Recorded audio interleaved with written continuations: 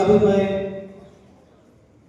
بلا کسی تاخیر کے ہمارے آج کے مہمان خصوصی و مقرر خصوصی حضرت مولانا مفتی افضل صاحب، استاد حدیث و فقہ جامعہ اسلامیہ ارشاد العلوم قوا کو بڑے ہی ادب و احترام کے ساتھ دعوت دے رہا ہوں کہ حضرت والا آئے اور ہم تمام سامعین کو آج کے اس مسابقتی پروگرام اور آج کے اس قیمتی اجلاس کے مناسبت سے ہم تمام سامعین کو اپنے ذری خطاب سے محسوس فرمائیں۔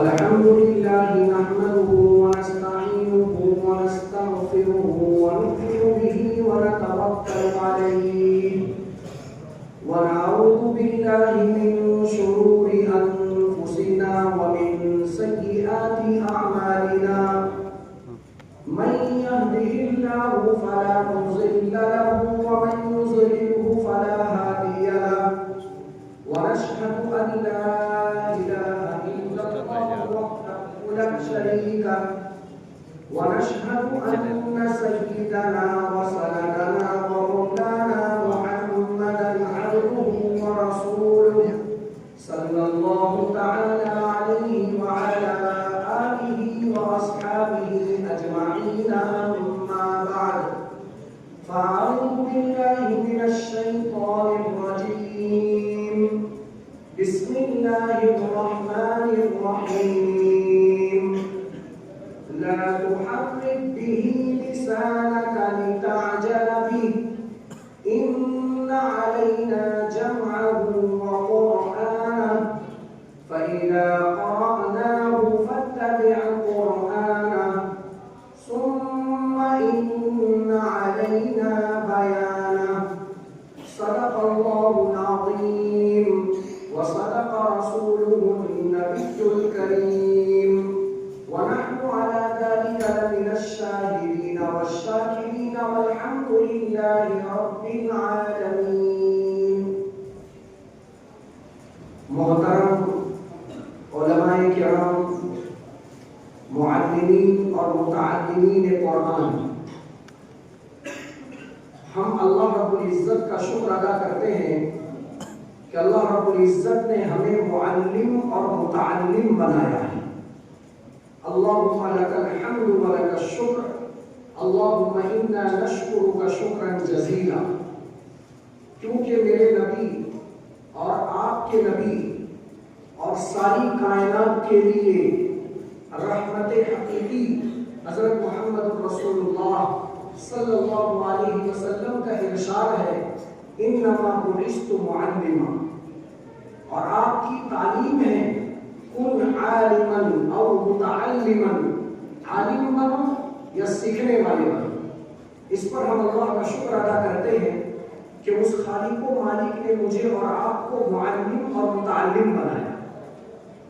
اس وقت میں نے آپ کے سامنے مجلس کے حالات کو دیکھ کر اور جس مقصد کے لیے مجلس لگائی گئی ہے اس کو مد نظر رکھتے ہوئے ایک آیت کریمہ آپ کے سامنے میں نے تلاوت کی ہے۔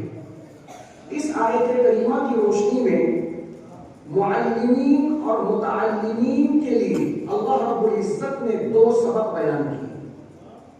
وہ سبق میرے لیے اور آپ کے لیے غور سے سن کر اس کو اپنی زندگی میں اتارنے کی ضرورت ہے، کیونکہ فارمیلٹی پورا کرتے ہوئے پڑھا لینا یا فارمیلٹی پورا کرتے ہوئے پڑھ لینا یہ کافی نہیں ہے۔ کسی بھی شے کو کرنے کے لیے اس کی حقیقت، اس کے ما لہو ما علیہ، اس کے انعام اور اس کے تمام حقائق کو جان کر اس میں انوالو ہونا، یہ انسان کی عقل مندی کی دلیل ہے۔ یہ کوئی سروس نہیں ہے، یہ کوئی جاب نہیں ہے کہ ہم نے 4 گھنٹہ پڑھا لیا 4000 روپیہ سیلری لے لی، پورا دن پڑھا لیا 8000 روپیہ سیلری لے لی۔ یہ کوئی جاب نہیں ہے میرے بھائیوں، یہ اللہ رب العزت کا ہمارے ساتھ میں انعام ہے۔ چنانچہ وہ دو سبق اللہ رب العزت اس آیت کریمہ میں بیان کر رہا ہے اسے سیکھنے کی ضرورت ہے، متعلمین کو بھی ضرورت ہے اور معلمین کو بھی ضرورت ہے۔ سب سے پہلے اس آیت کریمہ کا پس منظر ہم سمجھتے ہیں۔ جناب نبی کریم صلی اللہ علیہ وسلم نبوت آپ کو جب نہیں ملی تھی تو آپ غار میں جا کر کئی روز قیام کرتے تھے اور خلوتوں کے اندر اللہ رب العزت کو یاد کرتے تھے۔ جب توشہ ختم ہوتا تھا تو واپس گھر پر آتے تھے، کچھ دن اہل خانہ کے ساتھ میں گزارتے تھے، پھر کئی روز کا توشہ لے کر غار میں جا کر اللہ کی ریاضت اور عبادت میں اپنے آپ کو مشغول کر لیتے تھے۔ جب اللہ رب العزت نے خلعت نبوت پہنانے کا ارادہ کیا تو جبرائیل امین کو اصلی شکل میں بھیج کر جناب نبی کریم صلی اللہ علیہ وسلم پر جو پہلی وحی نازل کروائی، اقرأ بسم ربک الذی خلق، اس وقت اللہ کے نبی صلی اللہ علیہ وسلم نے جبرائیل امین کو اصلی شکل میں دیکھا، اور یہ چند آیات کریمہ جو اللہ رب العزت نے جبرائیل امین کے ذریعے آپ کے قلب اطہر پر اس کو نازل کیا، وہ جب آپ نے حاصل کیا اور اس کو اپنے قلب میں محفوظ کیا تو آپ کی جو حیات بنی، آپ کی جو کیفیت بنی وہ یہ تھی جو ہم پڑھتے ہیں کتابوں میں کہ آپ کو بخار چڑھ گیا، آپ کے بدن پر راشا طاری ہو گیا، آپ کے اندر کپکپاہٹ طاری ہو گئی۔ چنانچہ جبرائیل امین نے جناب نبی کریم صلی اللہ علیہ وسلم کو جب وحی دینا شروع کی اور وحی کا انتقال کرنا شروع کیا تو اس کا جو طریقہ عمل ہے وہ طریقہ عمل پر ہمیں غور کرنا چاہیے کہ حضرت جبرائیل امین نے فرمایا اقرأ یا محمد صلی اللہ علیہ وسلم، اے محمد صلی اللہ علیہ وسلم پڑھیے۔ تو اللہ کے نبی صلی اللہ علیہ وسلم نے فرمایا ما انا بقاری کیف اقرأ، میں تو پڑھا لکھا نہیں ہوں، میں کیسے پڑھوں؟ تو آپ صلی اللہ علیہ وسلم کو جبرائیل امین نے اپنے سینے سے چمٹا کر زور سے دبایا۔ یہ عمل 3 مرتبہ جبرائیل امین نے کیا۔ میرے بھائیوں، یہ جو متعلمین کی ٹیم بیٹھی ہوئی ہے یہاں ان کے لیے ایک سبق چھپا ہوا ہے کہ یہ اللہ کا علم، یہ نبی کی وراثت کتابوں سے تمہارے پاس منتقل نہیں ہو سکتی، بلکہ یہ علم تمہارے پاس تمہارے اساتذہ کے ذریعے آئے، کیونکہ یہ علوم قرآن سینے سے سینے میں منتقل ہوا، صدر جبرائیل سے صدر محمدی میں منتقل ہوا، اور وہاں سے ہمارے اساتذہ کے سینوں میں منتقل ہوا، اور وہاں سے پھر تمہارے سینوں میں آئے گا۔ یہاں سب سے پہلے متعلمین کے لیے سبق ہے کہ وہ اپنے اساتذہ، اپنے استاذوں کا ادب کریں، احترام کریں، کیونکہ علوم نبوت کتابوں اور دفتروں سے منتقل نہیں ہوتا۔ یہ سفینہ در سفینہ نہیں ہے، یہ سینہ در سینہ ہے۔ اس لیے یہ متعلمین جو چھوٹے چھوٹے بچے اور بچیوں کی شکل میں بیٹھے ہیں، یہ عمر آپ کی کیچ کرنے کی ہے، یہ عمر آپ کی سیکھنے کی ہے۔ صرف پڑھ لینا کافی نہیں ہے بچوں، بلکہ اپنے بڑوں، اپنے اساتذہ کا احترام کرو۔ جتنا زیادہ تم اپنے اساتذہ کا احترام کرو گے اتنا یہ علم تمہاری سینوں میں تمہارے اساتذہ کی طرف سے منتقل ہوگا۔ اب اللہ کے نبی صلی اللہ علیہ وسلم جب وہ آیات کا انتقال ہو گیا جبرائیل سے صدر محمدی میں، تو اللہ کے نبی صلی اللہ علیہ وسلم چونکہ پڑھے لکھے نہیں تھے، نہ خواندہ تھے، تو آپ صلی اللہ علیہ وسلم کے اس عمل کو قرآن کریم نے بیان کیا کہ آپ اس اندیشے سے کہ کہیں میں قرآن کا کوئی جز بھول نہ جاؤں، کوئی کلمہ بھول نہ جاؤں، کوئی اعراب کی غلطی نہ ہو جائے، زبر زیر کی غلطی نہ ہو جائے۔ ادھر جبرائیل پڑھ رہے ہیں اقرأ بسم ربک الذی خلق، اور یہاں اللہ کے نبی صلی اللہ علیہ وسلم ان کلمات کو جلدی جلدی دہرا رہے ہیں، یاد کر رہے ہیں کہ کوئی کلمہ بھول نہ جاؤ۔ اللہ رب العزت نے ان آیات میں وہ وعدہ اٹھایا ہے جو ہم متعلمین اور معلمین کے لیے باعث سکون ہے کہ کتنی بھی پلانی ہو جائے، کتنی بھی بدماشیاں ہو جائیں، باطل اپنی کتنی بھی ایڑی چوٹی کا زور لگا لے اور وہ قرآن کی تعلیم کو مسخ کرنا چاہے، قرآن کی تعلیم کو مٹانا چاہے، یاد رکھو میرے اللہ نے ان آیات میں اپنے نبی کو تسلی دی ہے، اے نبی اس اندیشے سے کہ جبرائیل کی پڑھی ہوئی آیات جو میں جبرائیل کے ذریعے تجھ تک پہنچا رہا ہوں کہیں تو بھول نہ جائے، اس اندیشے سے تو جلدی جلدی جو قرآن کریم کی آیات کو پڑھ رہا ہے جلدی جلدی نہ پڑھ بلکہ اطمینان سے پڑھ۔ میرا وعدہ ہے، اللہ رب العزت نے 3 وعدے لیے اللہ ہم علماء کرام کے ذریعے پورا کروانا ہے۔ میرے بھائیوں، اگر ہم تنخواہ پر نظر رکھ کر کام کریں گے ہمیشہ پریشان رہیں گے۔ اگر ہم اللہ کے وعدوں پر نظر رکھ کر کام کریں گے، خدا کی قسم اللہ رب العزت جب کافروں کو کھلا رہا ہے تو کیا اپنے قرآن کی خدمت کرنے والوں کو بھوکا مار دے گا؟ کیا اپنے قرآن کی خدمت کرنے والوں کو اللہ رب العزت بے یار و مددگار چھوڑ دے گا؟ ہرگز نہیں۔ اللہ رب العزت نے اس آیت کریمہ میں پہلا وعدہ کیا، لا تحرک بہ لسانک لتعجل بہ ان علینا جمعہ۔ اے نبی کریم صلی اللہ علیہ وسلم، آپ اندیشہ بالکل نہ کیجئے، قرآن کریم کی آیات کو اطمینان سے پڑھیے۔ پہلا وعدہ میرا آپ سے یہ ہے کہ ہم قرآن کریم کے الفاظ کی جمع کرنے کی ذمہ داری علینا، اللہ فرماتا ہے ہم اپنے ذمہ لیتے ہیں۔ اللہ رب العزت نے مدارس کے شعبہ تحفیظ سے اس ضرورت کو اللہ نے پورا کیا۔ اب ایک شعبہ تحفیظ کا استاذ وہ یہ سوچے کہ اللہ کی اس وعدے میں وہ سبب بن رہا ہے، کیونکہ یہ دنیا دار الاسباب ہے۔ اللہ رب العزت یقیناً کن فیکون کا مالک ہے، لیکن اس نے یہ ضابطہ بنا رکھا ہے، اس نے یہ اصول بنا رکھا ہے کہ اس کائنات میں جو بھی چیز ہوگی سب سبب کے درجے میں ہوگی۔ تو ایک شعبہ تحفیظ کا استاد یہ اپنی اہمیت کو سمجھے کہ میں اللہ کے وعدے کی تکمیل کا سبب بن رہا ہوں۔ یہ نیت لے کر وہ مسلک پر بیٹھے، وہ یہ نہ دیکھے میری سیلری کتنی ہے، میں غریب ہوں، میرا گھر کیسے بنے گا، میری بچیوں کا میں نکاح کیسے کروں گا۔ نہیں، ان ساری جھنجھٹوں کو اللہ کے حوالے کر دے کہ اللہ تو نے اپنے وعدے کی تکمیل کے لیے اپنے فضل سے مجھے سبب بنایا ہے، اب یہ دنیا کی جھمیلے تو ہی پورا کرے۔ دوسرا اللہ رب العزت نے فرمایا، اے حبیب صرف الفاظ کی بات نہیں ہے، وقرآن انزل القرآن علی سبعۃ احرف، اس قرآن کریم کو اے محبوب ہم 7 زبانوں میں نازل کر رہے ہیں۔ ہم تو اپنے کتاب کے صرف الفاظ کی ذمہ داری نہیں لے رہے ہیں، اے نبی ہم اس کے پڑھنے کے طریقوں کی بھی ذمہ داری لے رہے ہیں۔ ہمارے قرآن کرام کیا کرتے ہیں؟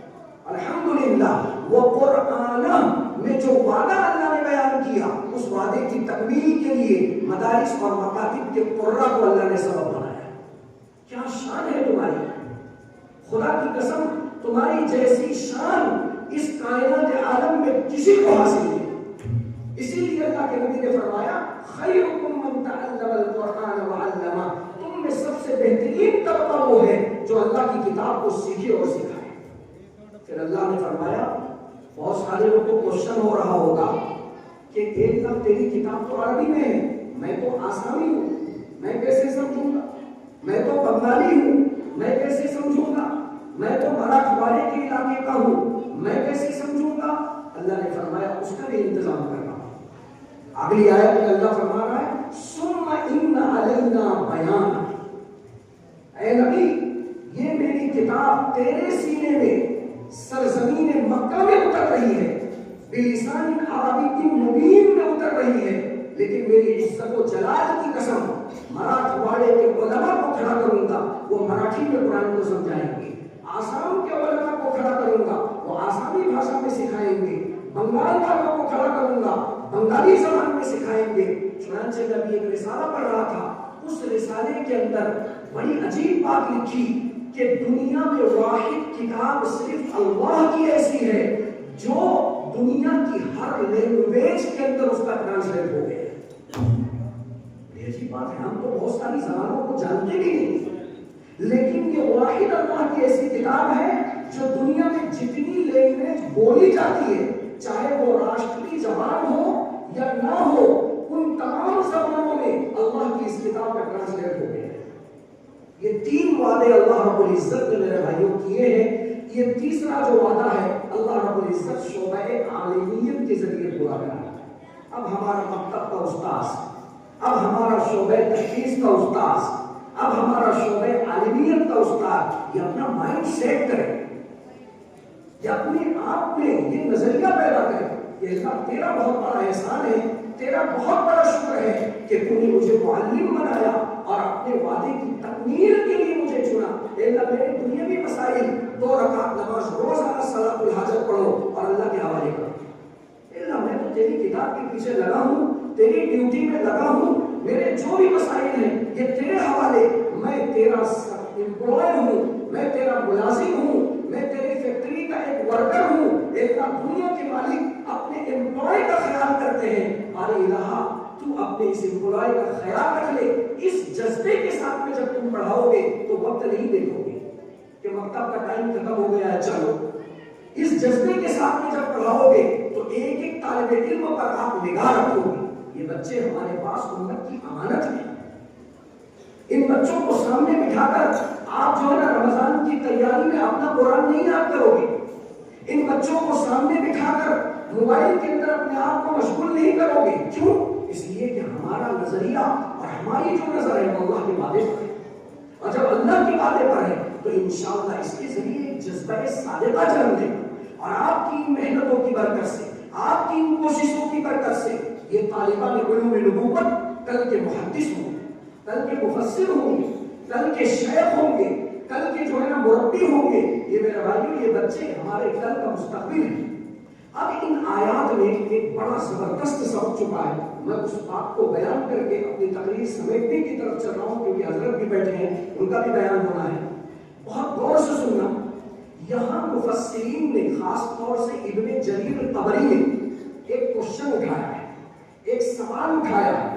وہ سوال یہ اٹھایا ہے کہ اللہ رب العزت نے ایک جگہ ارشاد فرمایا وَإِنَّهُ لَتَنزِيلُ رَبِّ الْعَالَمِينَ نَزَلَ بِهِ الرُّوحُ الْأَمِينُ عَلَى قَلْبِكَ لِتَكُونَ مِنَ الْمُنذِرِينَ۔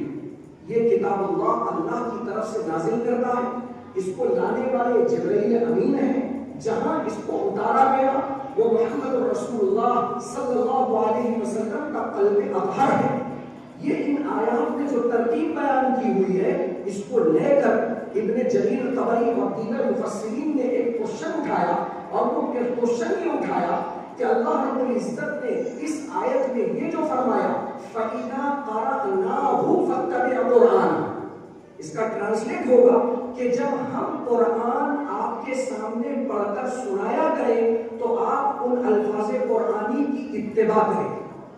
اب یہاں سوال یہ اٹھایا کہ قرآن تو اللہ نے جبرائیل امین کے ذریعے بھیجا، قرآن سنانے والے جبرائیل امین تھے غار حرا میں، اور جبرائیل امین ہی کہہ رہے تھے اقرأ یا محمد، تو جبرائیل امین تو واحد ہیں، تنے تنہا ہیں، فرد فرید ہیں، تو قرآن کو کہنا چاہیے فَإِذَا قَرَأَهُ جبرائیل یا فَإِذَا قَرَأَكَ جبرائیل، جب جبرائیل آپ کو قرآن پڑھ کے سنائے، یا جبرائیل کے پڑھنے کو اگر اللہ اپنی طرف منسوخ کرنا ہے کرتا تو یوں کہتا فَإِذَا قَرَأْتُهُ، جب میں قرآن آپ کو پڑھ کر سناؤں، لیکن اللہ نے صیغہ واحد کی تعبیر کو سائڈ میں رکھ دیا، صیغہ جمع کی تعبیر کو لایا فَإِذَا قَرَأْنَاهُ، جب ہم قرآن پڑھ کر سنائیں۔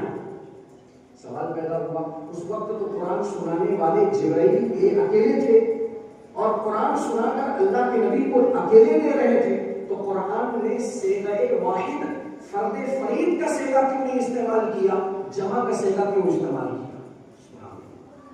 حق ہے قرآن کریم کا۔ میرے بھائیوں، ان باتوں کو اگر ہم اپنے دل میں اتار لیں نا تو قرآن کے پڑھنے پڑھانے کے علاوہ کوئی دوسرا کام ہم کریں ہی نہ۔ ہم جھگڑا کریں آگے مدرسوں میں، بھائی ہم کو دو قرآن قاعدہ دو، ہم کو دو ناظر قرآن کو ہم ہی پڑھائیں گے۔ یہ جتنے بزنس مین لوگ ہیں یہ سب اپنی بزنس چھوڑ کر کتاب اللہ کے پڑھنے اور پڑھانے کی طرف آ جائیں۔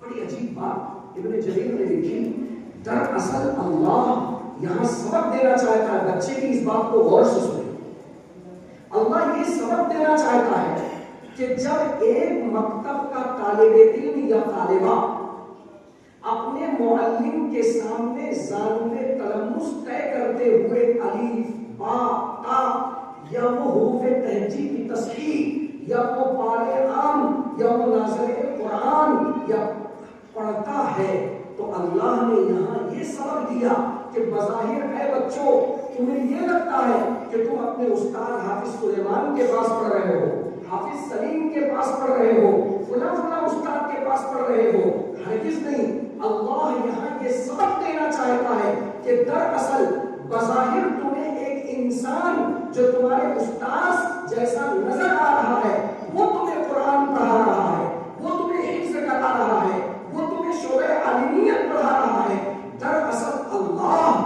پڑھانے کی نسبت اپنی طرف کر کے ہم جب اس قرآن کو پڑھا کریں، اللہ متعلمین اور معلمین کو ایک سبق دینا چاہ رہا ہے کہ بظاہر وہ انسان نہیں پڑھا رہا ہے، اللہ پڑھا رہا ہے۔